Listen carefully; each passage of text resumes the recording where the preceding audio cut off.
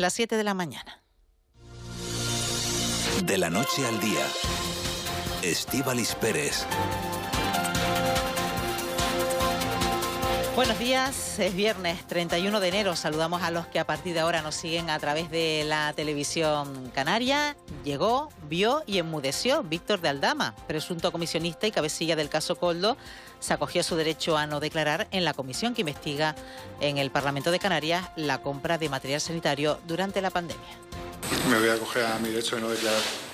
Ha sido la comparecencia con mayor expectación, con una ristra de medios acreditados confiados en que Aldama se comportaría igual de colaborador, como lo ha sido en otros formatos informativos. Pero no, ni siquiera hizo uso de sus 10 minutos de exposición, un silencio que para Ángel Víctor Torres viene a demostrar que todo es falso. Yo espero que hoy quienes han sido voces y voceros de acusaciones gravísimas como que he estado con señoritas, que me he beneficiado de pisos o que he pedido mordidas, hoy lo puedan demostrar, lleven las pruebas. Ya adelanto que no va a poder ser así porque lo que nunca pasó no se puede probar, ¿no? Pero es una magnífica oportunidad para que reluzca la verdad. Pero no es el único asunto que ha convertido a las islas en foco mediático. La sobrina de Isabel Pantoja, Anabel Pantoja y su pareja están siendo investigados. Su hija, una bebé de menos de 2 meses, estuvo ingresada en el hospital materno.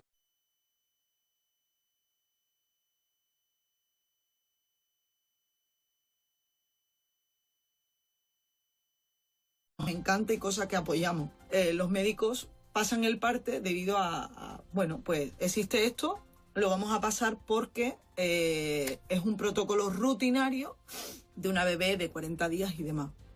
Se nos comunica y se nos cae el mundo al suelo porque decimos, ¿cómo puede ser? ¿Qué ha pasado? Se me está acusando o se nos está poniendo en el ojo de algo que no hemos hecho.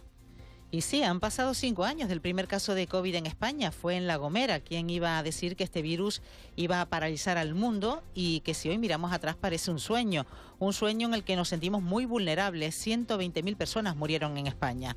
Lo que sigue siendo parte de nuestro presente son las muertes que nos deja el Atlántico. 13 son los cadáveres que han sido localizados en la isla más pequeña del Caribe a bordo de una embarcación que supuestamente salió de África rumbo a Canarias. Recuerden que hasta las 10 de la mañana le estaremos acompañando aquí con toda la actualidad en De la Noche al Día. Todo esto junto a Eva García en la coordinación, Elena Barrios en la producción y Juanjo Álvarez en la realización. De la noche al día, Estíbaliz Pérez. Es viernes 31 de enero, pero hay más noticias. Caja 7 te ofrece los titulares del día. La semana termina con viento y mala mar. Este viernes el viento seguirá soplando con intensidad, como ya ha hecho en las últimas horas, registrando rachas de más de 80 kilómetros por hora en Tenerife y La Palma y superando los 100 en la isla de La Gomera. Para hoy se espera viento, especialmente en las zonas expuestas al alisio, que son los extremos noroeste y sureste de las islas de mayor relieve, y también se reforzarán en Fuerteventura y Lanzarote. En estas dos islas, por cierto, hay decretada una alerta por fenómeno costero, ya que las olas podrían superar los 4 metros de altura. Hace mucho viento. Mucha precaución en la carretera y no salir volando, sí. Que está el tiempo revuelto, mija. La brisa es muy desagradable porque es muy fría. No podemos ni abrir la sombrilla. Un tiempo demasiado invernal, ¿no? Es bueno que haya un poquito de frío. El resto de las islas, decíamos que Lanzarote y Fuerteventura, decretada alerta por fenómeno costero. En el resto de las islas estarán en prealerta por mar y también por viento. A ver qué nos cuenta Vicky Palma en los próximos minutos de cara a este viernes y también del fin de semana. El Gobierno de Canarias espera que en 4 días la Abogacía del Estado se pronuncie sobre el texto para la distribución de los menores migrantes no acompañados. Menores que acoge Canarias y Ceuta y que pueden ser acogidos por el resto de España. Se espera que se concrete si se opta por un decreto ley o por una proposición de ley. El portavoz del Ejecutivo Autonómico, Alfonso Cabello, ha recordado que el texto está pendiente del visto bueno de los servicios jurídicos del Estado para poder llevarlo al Congreso de los Diputados. Estábamos hablando de que esperamos que sea en un periodo de no más de 3 o 4 días que se pueda producir ese pronunciamiento por parte de la Abogacía del Estado que nos permita ya convocar a las fuerzas políticas en el Congreso de los Diputados y poder abordar esa votación, ¿no? Un cayuco con 19 cadáveres a bordo en estado de descomposición fue encontrado frente a la costa de San Cristóbal y Nieves, en el Caribe. Sí, el drama migratorio, según las primeras investigaciones, podría tratarse de migrantes originarios de África Occidental. Las autoridades revelaron que los documentos de identificación hallados en la embarcación apuntan a que al menos algunos de los fallecidos proceden de Mali. Aunque el destino del viaje y las circunstancias que rodean la tragedia no están claros, es posible que se trate de un cayuco que se dirigía a las españolas Islas Canarias y que se perdía en el Océano Atlántico. Canarias necesita 50.000 viviendas en los próximos 5 años. Es la estimación de la Asociación de Constructores de Las Palmas. Más fondos y una ejecución presupuestaria eficiente para la construcción de viviendas en Canarias para paliar la emergencia habitacional. Alertan de un déficit de 157.000 viviendas en el archipiélago de aquí a 2040, de seguir con el actual ritmo de construcción y rehabilitación. La Asociación de Empresarios Constructores y Promotores de la provincia de Las Palmas tiene clara la solución: poner más viviendas a precio asequible en el mercado. Su presidenta es María Jesús Gil. No hay que inventar nada, que hay que buscar dinero. Voy a decir una frase que a lo mejor no está bien, hasta debajo de las piedras. Los sindicatos mantienen su protesta para el domingo pese al desbloqueo de las medidas sociales del decreto ómnibus. El secretario general de Comisiones Obreras, Inocencio González, ha afirmado que hay motivos para continuar con la movilización. Pese a haber aprobado un segundo decreto social, plantean los sindicatos y organizaciones sociales que deben permanecer vigilantes, porque con los derechos de la gente no se puede jugar. El tacticismo político, a ver quién sale mejor retratado. Lo que no puede, en absoluto, en ningún caso, es poner en riesgo los derechos de las personas. Y especialmente en este caso, de personas muy vulnerables. Los sindicatos se concentrarán el domingo a las 11 de la mañana, invitando a toda la ciudadanía en las capitales de las islas, bajo el lema "La calle contra el asalto a los bolsillos de la gente". Y crisis en la Asamblea de Reña. Los 6 concejales, incluyendo el alcalde del grupo de gobierno del Ayuntamiento de Valverde, Carlos Brito, han anunciado que abandonan su partido, Asamblea de Reña, por entender que el presidente los ha abandonado totalmente durante la legislatura. David Cabrera, de momento, ha preferido no hacer declaraciones. Ahora estos 6 miembros pasarán al grupo de no adscritos. Escuchamos a Brito en declaraciones a la televisión canaria. No han ayudado, no nos han apoyado, ni han respaldado en nada. Entonces, ¿cómo voy a pertenecer yo a un partido que no me apoya ni me ayuda? El egocentrismo existe y a la vista está también de lo que es Asamblea Reña. Más de medio centenar de estudiantes se han concentrado para protestar contra la violencia sexual y sexista. En el campus central de la Universidad de La Laguna, y tras la reciente condena a un profesor por cometer 7 delitos de abusos sexuales dentro de la institución. Desde las asociaciones de estudiantes rechazan que se trate de un caso aislado y hablan incluso de alumnas que asisten con miedo a tutorías. Así nos lo ha contado en Canarias al cierre. Esto desgraciadamente forma parte de la cotidianidad de nuestra universidad. Diariamente nos encontramos con nuevos casos, con nuevos profesores acosadores y con nuevas alumnas que se ven afectadas por el machismo que aún persiste en la estructura de la universidad. Esto ocurre en varias facultades, no solo ocurre en estudios ingleses, también en estudios clásicos, han pasado en química y hay profesores que no han sido sancionados por ello. Compañeras que tienen miedo a ir a tutorías, no, porque es encerrarte con un profesor en un aula que a lo mejor te hace comentarios fuera de lugar, no suelen taparse mucho para ir a clase, inclusive han dejado la carrera. Santa Cruz de Tenerife inaugura hoy su carnaval. Con la presencia de las 34 aspirantes a reinas que conocerán su orden de participación ya en las galas de los días 16, 19 y 26 de febrero, lo harán mediante el sorteo que se llevará a cabo durante un espectáculo que este año se va a celebrar en el Paseo Teniente Francisco Grandí Girau. Esto está frente a la Plaza de España y además con las cámaras de Televisión Canaria en directo. Estar tranquilo es sentirte seguro y con Caja 7 ahora es más fácil que nunca. Con nuestro plan Disfruta Seguro podrás agrupar tus diferentes pólizas en una única tarifa con bonificaciones y ventajas exclusivas. Descubre cómo proteger con nosotros tu coche, hogar, vida y mucho más en cajasiete.com/seguros. Caja 7, comprometidos con nuestra gente. Y en los deportes, esta ha sido una semana larga de entrenamientos para la Unión Deportiva Las Palmas, que jugará el lunes con el Girona. Moisés Rodríguez, buenos días. Y los amarillos, ¿qué tal? Buenos días. Buscarán en Montilivi su primera victoria de 2025 ante un rival que les aventajan 5 puntos en la tabla clasificatoria. Sobre este encuentro habla el delantero de los Gran Canarios, Jaime Mata. lo tenemos a 5 puntos, al final eso es muy poco, la igualdad que está demostrando esta liga, que estamos muchos equipos en un bloque creo que muy cercano, entonces pues son partidos muy igualados donde vamos a ir, creo que lo llevamos bien trabajado para intentar que caiga de nuestro lado.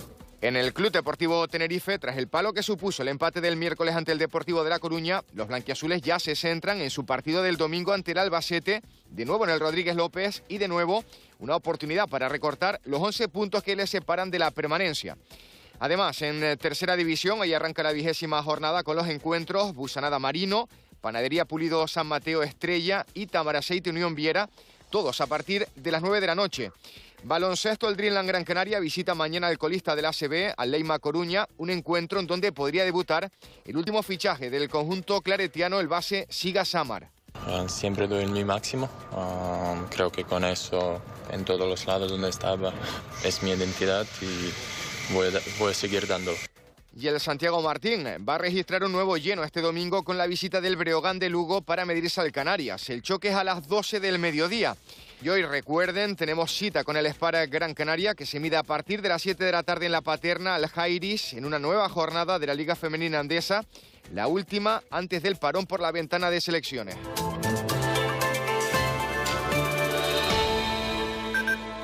Bueno, a las puertas del fin de semana queremos saber también cómo se presenta el tiempo. Como bien adelantábamos antes con Vicky Palma, se presenta con nubes, con mal estado de la mar, algo de lluvia. Vicky Palma, buenos días. Buenos días, Estíbaliz. Toca tener el paraguas en mano todavía, ¿eh? Sí, toca tiempo de invierno y bueno, vamos a tener un fin de semana pues más desapacible por el norte, con nubes y probabilidad de lluvias débiles y lloviznas, tanto mañana como el domingo, al menos en medianías, sobre todo del extremo nordeste de La Palma, de Tenerife, en medianías del norte de Gran Canaria, un poquito menos, pero algo caerá en La Gomera y en el Hierro, y a lo mejor llega a caer también alguna gota el fin de semana en Lanzarote o en Fuerteventura, en estas dos islas menos probable, pero no lo podemos descartar del todo. Si queremos sol en la cara sur y suroeste, las islas de mayor relieve, lo vamos a encontrar, eso sí, con temperaturas suaves. El fin de semana cambiarán poco y la máxima de forma puntual estará rondando los 24 grados, pero en general nos quejaremos de ambiente frío. El viento va a soplar del nordeste, irá perdiendo intensidad a partir de mañana por la tarde. Todavía hoy nos queda viento fuerte y racheado y de hecho se van a intensificar las rachas esta tarde, sobre todo en la isla de Lanzarote, y la Agencia Estatal de Meteorología ha emitido para esa isla también un aviso amarillo y seguimos con mal estado del mar que mejorará el domingo, pero hoy aún se pueden alcanzar y superar los 4 metros de altura el oleaje, especialmente en la costa norte y oeste de Lanzarote y de Fuerteventura. Mañana las olas estarán entre los 2 y los 3 metros y medio de altura en todas las costas abiertas al norte, y al domingo sí que las olas más grandes en principio estarán rondando los 2 metros. Seguiremos teniendo que extremar la precaución el domingo, pero mejorará notablemente el estado del mar con respecto a los últimos días. Bueno, nos llegan más temperaturas haciendo un recorrido por las islas desde Masca, 9 grados nos dicen. También buenos días desde el Madroñal, 12 grados, nada de lluvia, sí se nota mucho más frío. Tiempo de perros nos pone, dice, mi manada disfrutando de un paseo mañanero. Entonces aquí estamos viendo que la gente también disfruta de este paseo mañanero, eso sí, abrigadito, y quizás la gente de lo que más se queja es de que la sensación térmica es mucho más baja quizás de la temperatura real que tenemos, ¿no? Sí, eso se lo debemos a la humedad y al viento de estos días. Que bueno, que la temperatura marca una cosa, pero realmente, como decía una de las señoras que he oído yo a lo largo de la mañana en la radio, la brisa es fría y eso hace que nuestra sensación de frío aumente, y también por los altos índices de humedad que tenemos en la mayor parte del archipiélago. De cota 1400 hacia abajo la humedad es bastante alta, y sumando pues esos dos elementos, viento y humedad, hace que nuestra sensación sea de más frío. Va a seguir así, pero es que este es el tiempo más o menos normal del invierno, que es verdad que el invierno pasado no tuvimos invierno, este año sí, aunque se echa de menos un poquito más de lluvia. Claro que sí, todavía la lluvia hace falta. Gracias, Vicky, buen fin de semana. Igualmente, buenos días. Y nos acercamos ahora a la sala del 112, vamos a ver cómo ha transcurrido las últimas horas. Saludamos a su portavoz, a Laura Otero. Laura, buenos días. Hola, buenos días. Tenemos la caída de un motorista, ¿no?, en La Laguna, en Tenerife. Sí, ocurría esta madrugada en lo que sería el túnel que enlaza la carretera TF24, la de la Esperanza, con la autopista del norte, con la TF5. El motorista se accidentaba él solo, se trata de una caída, y impactaba contra el muro, su pierna quedaba atrapada, por lo tanto fue necesaria la intervención tanto de los bomberos, que lo ayudó a liberarse de la moto, como de una ambulancia medicalizada del SUC, que lo asistió y lo trasladó con diversos traumatismos al hospital. Ha sido el incidente más relevante de la noche, y por lo demás en el resto de las islas pues se ha trabajado con los incidentes habituales, ninguno de ellos grave. Pues Laura Otero, gracias. Buena jornada. Igualmente para todos, buenos días. Buenos días. Muy pendientes también del tráfico, porque también nos apunta un oyente en el 616-486-754 que nota que el tráfico va muy lento, más lento de lo habitual en la TF5 en el norte de la isla de Tenerife. Eva García. Bueno, acabamos de escuchar precisamente a la portavoz del 112. No hay accidentes en este caso que haya tenido que requerir los servicios de emergencia, pero sí parece que hay alguna avería de un vehículo, y esto hace que no desde ahora, desde hace ya un buen rato, se note tráfico lento, pero estamos hablando, Estíbaliz, hoy desde casi la salida de La Victoria hasta Tacoronte. Pues son muchos kilómetros de distancia para los que quieren llegar a Santa Cruz de Tenerife. Sí, así que si nos están oyendo en la radio, pues que decir paciencia, pues bueno, precaución al menos, porque sí es verdad que se nota ese tráfico lento hasta prácticamente la entrada a la laguna. Así que hoy los que vayan en la TF5 a esta hora de la mañana ya encontrarán retenciones, insistimos, desde prácticamente la salida de La Victoria. Parece que hay fluidez en el resto de vías en la isla de Tenerife. En Gran Canaria a esta hora de la mañana ya se nota cierto tráfico, intensidad a la altura del municipio de Telde, ya sea sentido sur, y luego sentido Las Palmas se nota tráfico lento también a esta hora de la mañana a la altura de La Garita. Estamos hablando en este caso de la Gran Canaria 1. Bueno, pues mucha prudencia en la carretera, sobre todo, como decimos, los de la zona norte de la isla de Tenerife, teniendo en cuenta esa posible avería de un vehículo en la TF5. Nos apunta por aquí también accidente, otro oyente. Estaremos recabando toda esta información en los próximos minutos para darle toda la información. Retención también nos dicen en sentido Santa Cruz, la TF5. Se debe a un coche aparentemente averiado a la altura de Tacoronte, en el carril izquierdo. Gracias a toda esa gente que se encuentra en la carretera. Eso sí, que escriban el copiloto, no la persona que conduce, por favor. Mucha prudencia en la carretera hasta ahora de la mañana en la TF5. Pero bueno, ya un coche averiado ya está haciendo que muchos de los que ahora mismo circulan por la TF5 encuentren esas retenciones desde el norte de Tenerife. Bueno, pues aquí también nos apuntan de nuevo. Accidente TF5, altura Tacoronte, Los Naranjeros. Bueno, intentaremos también confirmar toda esta información gracias a los oyentes que se ponen en contacto con nosotros. Llegamos a las 7:17 de la mañana. De la noche al día, Estíbaliz Pérez. El salario mínimo interprofesional se aprobará en el Consejo de Ministros con carácter inminente y se aplicará con carácter retroactivo a 1 de enero de este año, un aumento en el que no ha participado la patronal, por lo pronto no en ese acuerdo. Vamos a saludar a Pedro Alfonso, que es presidente de la COE de Tenerife. Señor Alfonso, ¿qué tal? Muy buenos días. Hola, Estíbaliz, muy buenos días. Bueno, la ministra ha dicho, tras anunciar el acuerdo, que el diálogo social funciona, pero ahí no está la patronal. Bueno, el diálogo no puede funcionar si no está la patronal, por lo cual para nosotros en este momento, como bien hemos dicho, el diálogo social lo que está es adormecido, por no decir muerto, por la incapacidad de diálogo que tiene el Ministerio a la hora de llegar a acuerdos con nosotros, no solamente en el salario mínimo, sino en cualquier asunto que queremos debatir, no es capaz de darnos soluciones. Y en este asunto en concreto, señor Alfonso, ¿cree que podrían haber llegado a un acuerdo? Hombre, nosotros ofrecimos un 3% con una serie de condiciones de excepcionar sectores importantes que están muy afectados, como puede ser, como saben, ¿no?, la hostelería o la agricultura.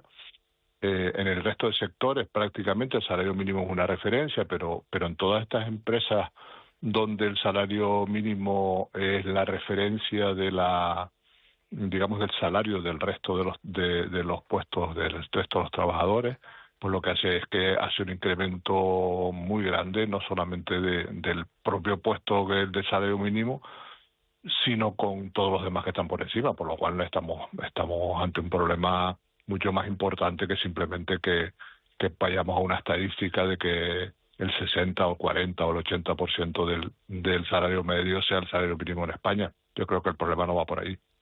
Bueno, estamos hablando de una subida de 50 euros mensuales. ¿Esto qué le supone? Bueno, a nosotros nos supone 50 euros mensuales, más las cargas laborales, que son un 30%, como sabe, de Seguridad Social, ya no son 50, son 65, y en Canarias el otro día dábamos el dato de la EPA de que tenemos 1 millón de trabajadores. Si nos ponemos a ver cuántos pueden haber con salario mínimo, que son pocos, pues yo creo que este coste lo que tiene que ver es más con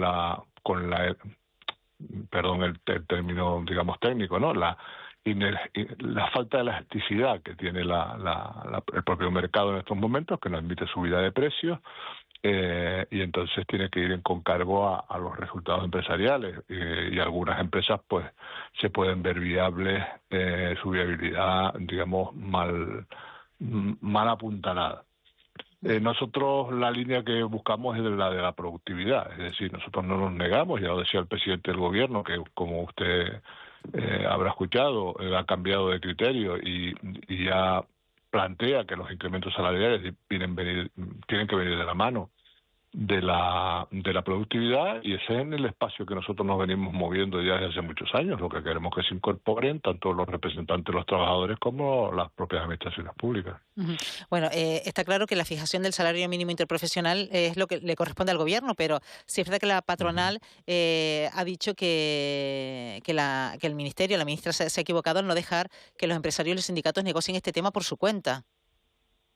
Bueno, nosotros creemos que forzar la situación es complicada, va a tener resultados de falta de creación de empleo más intensa, y que además hay muchas empresas que no pueden garantizar los puestos de trabajo con 40 horas semanales con un salario mínimo de 1.500 euros porque su actividad no lo permite, son muy pequeñas y sobre todo empresas micropymes y autónomos, y que muchas de ellas habrá que plantearse la distribución de horas o la disminución de horas. Es decir, si no puedes pagarle a una persona porque tu actividad no te permite pagarle más de 1.000 euros y no puedes trabajar 40 horas, pues tendrá que trabajar las proporcionales para pagarle esos 1.000 euros, y por supuesto con el resentimiento que va a tener en la hora de vender productos o servicios porque tienen menos horas de presencia en el mercado.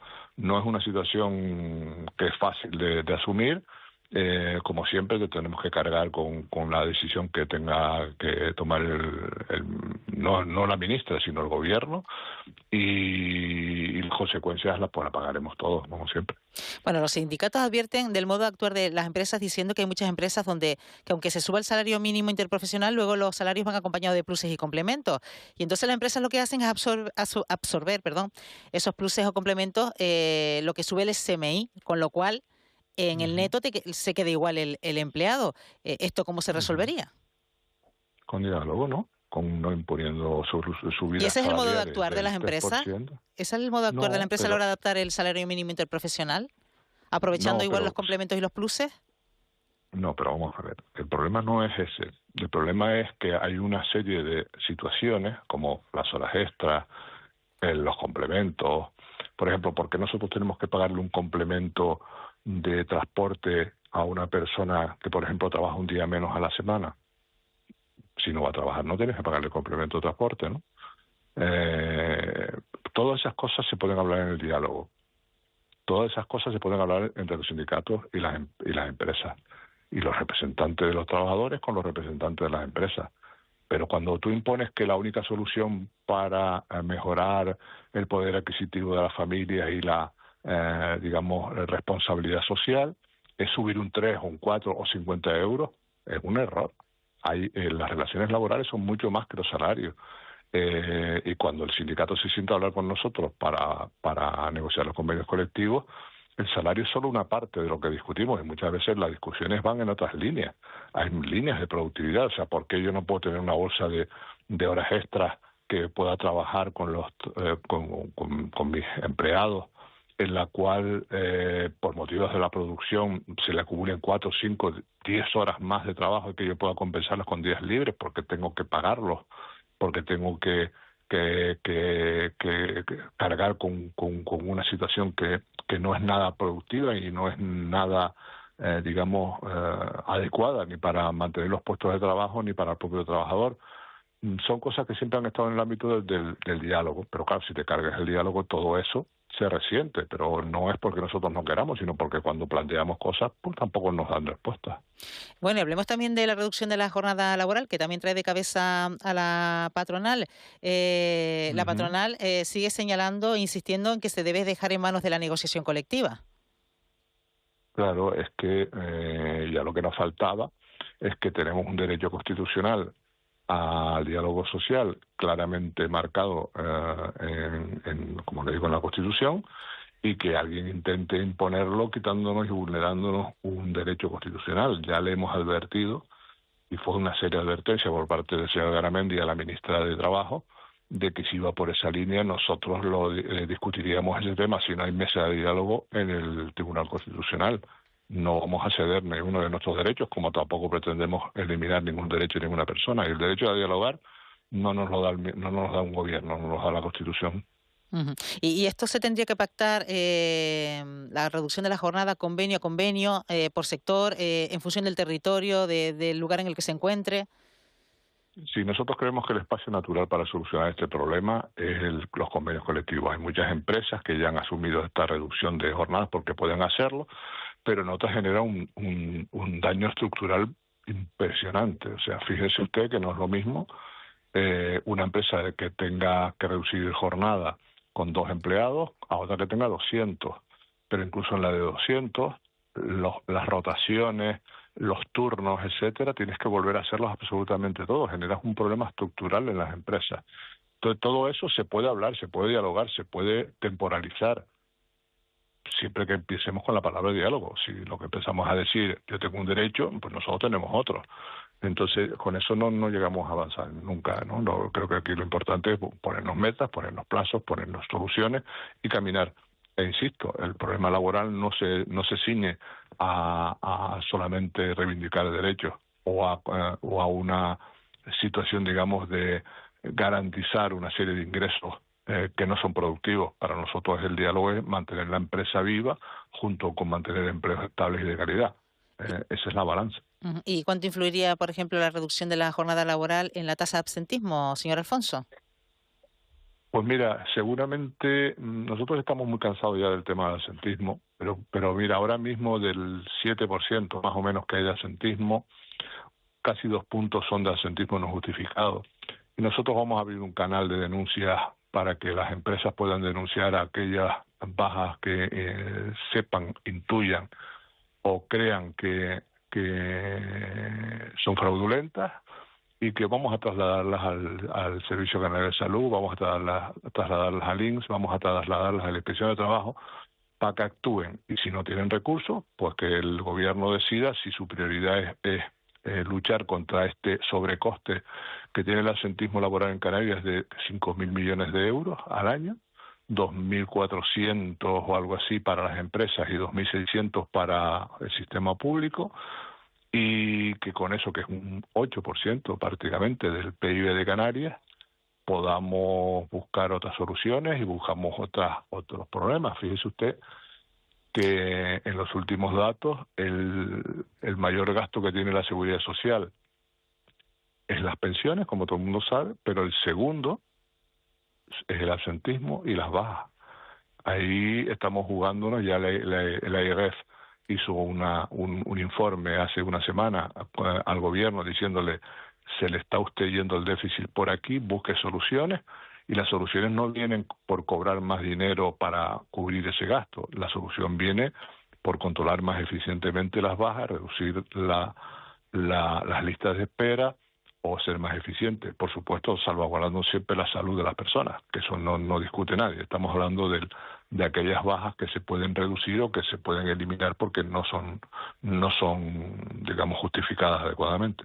Aquí nos hacen llegar algunos oyentes algunas cuestiones, algunas dudas. Dice: si un trabajador que trabaja 35 horas tiene que cobrar y cotizar el 100% ahora, misma empresa, mismo puesto, otro que trabaja 37 horas y media, ¿se debería regularizar el horario a todos igual o pagar las horas de más? No. Los contratos que hacemos las empresas son en función de la producción que tenemos. Si necesitamos 10 personas a 40 horas, las contrataremos. Si necesitamos 8, y si necesitamos gente complementaria en horarios más reducidos, pues las que sean. Y las pactaremos con el trabajador, con unos salarios, en función del convenio y con unas condiciones que si el trabajador las acepta, trabaja, y si no las acepta, trabaja otro. Por último, señor Alfonso, y se presenta el informe de coyuntura económica correspondiente al cuarto trimestre de 2024. La Cámara de Comercio de Tenerife ya vaticinaba en noviembre que Canarias cerraría el año 2024 liderando el crecimiento económico de España. ¿Qué datos maneja la COE?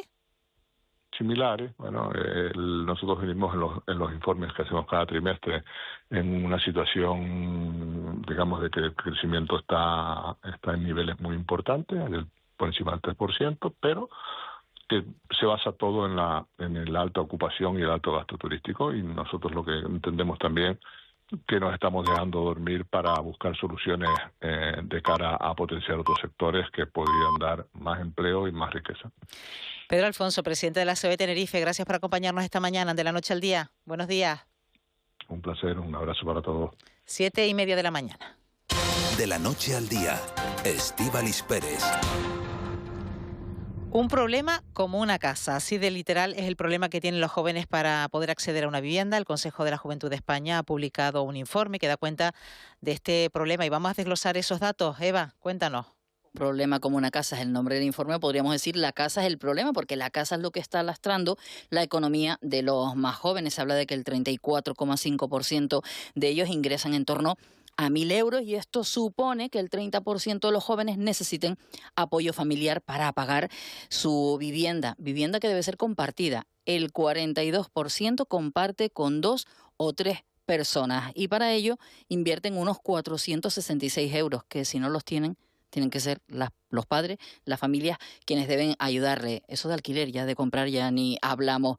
¿Qué hace? Que no pueden ni siquiera ahorrar. La capacidad de ahorro se habla de unos 100 euros, según este informe del Consejo de la Juventud, que también habla de la precariedad de los alquileres a los que pueden acceder. El 2,7% de los jóvenes que pueden acceder a un alquiler, incluso con esas ayudas de los padres, menciona que su habitación ni siquiera dispone de ningún tipo de apertura, de ventana, de iluminación natural. De nada. Incluso hablan de tener problemas con los caseros, casi el 50%, el 49,3%. Los problemas más comunes, la negativa de los arrendadores a arreglar los desperfectos de la vivienda, el exceso de las condiciones para alquilar, ya no solo la cantidad que deben pagar, sino no sé cuántos meses antes, ese tipo de cosas, que al 8,8% lo sufren los jóvenes, y también las subidas injustificadas del precio. Con todo eso, una minoría de jóvenes logra emanciparse, hablamos del 14,8%, y según este informe se revela una realidad alarmante. En resumen, una juventud española inquilina y a la que le toca compartir en condiciones precarias. Pues vamos a insistir en este asunto durante los próximos minutos. Saludamos ya a la presidenta del Consejo de la Juventud de España, Andrea Henry. ¿Qué tal? Muy buenos días. Hola, muy buenos días. Bueno, cuando ayer presentaban estos datos hizo un comentario que llamó mucho la atención, y es que esos datos no les sorprende, pero duele. Efectivamente, sí, son datos que, como bien decíamos, a nosotros no nos sorprenden. Es verdad que duelen, que son graves y que hay que atajarlos, pero sorpresa, la verdad que no mucha. ¿Desde cuándo venimos soportando quizás esta situación por parte de los jóvenes a la hora de acceder a su primera vivienda, o por lo menos empezar a compartirla? Pues es verdad que, mira, justamente este año tenemos los peores datos desde 2006, ¿no? Desde que hacemos nuestro informe, que empezamos en 2006, estos son los peores datos de la historia. Entonces, es verdad que empezamos a notar este detrimento, ¿no? Más o menos a raíz del COVID, al volver un poco a la normalidad después del COVID, es cuando aquí empezamos a ver el aumento de los precios del alquiler y, por lo tanto, la disminución de la emancipación de la juventud.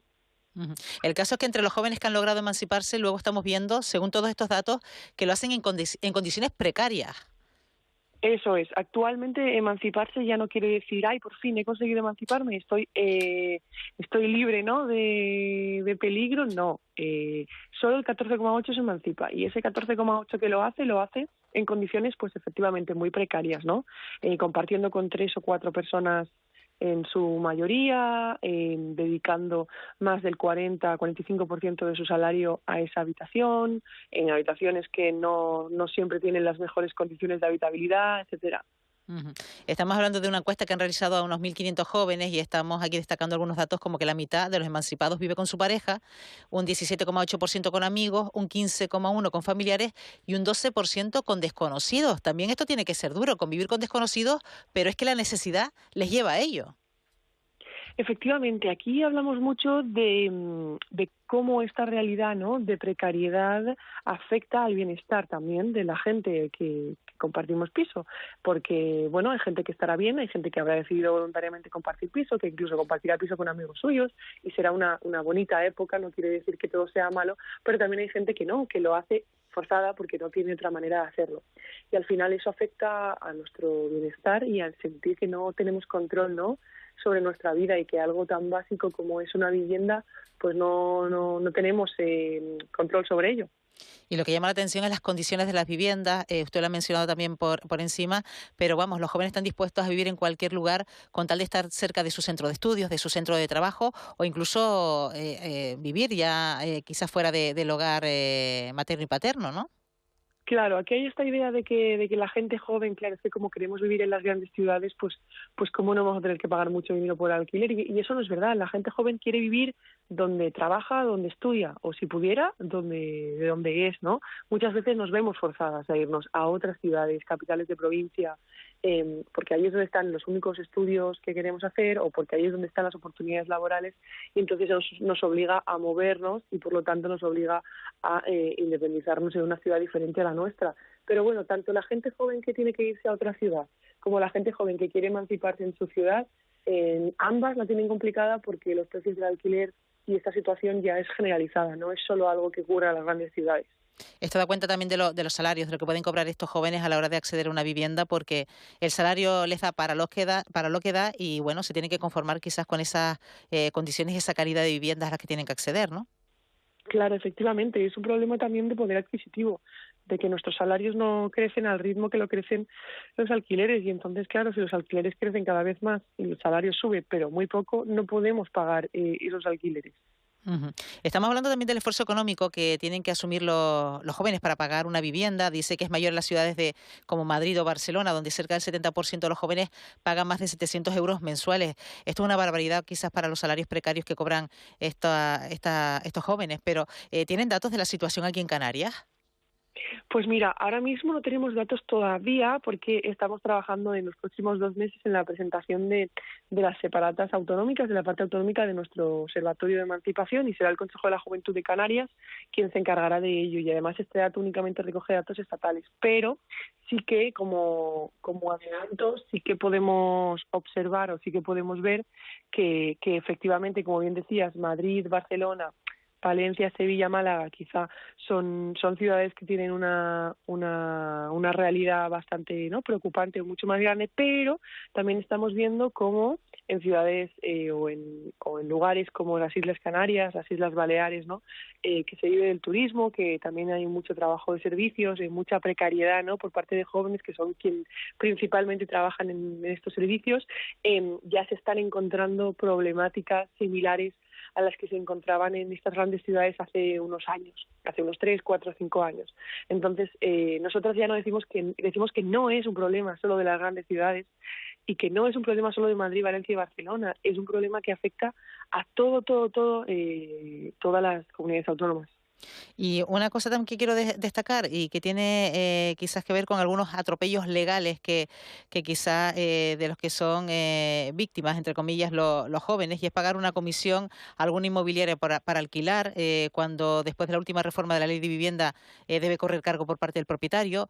O, por ejemplo, dicen también en la encuesta que casi la mitad tuvieron que dar por adelantado 2 o más meses de fianza a sus caseros, pese a que la ley de arrendamiento urbano solo contempla el pago de un mes de fianza.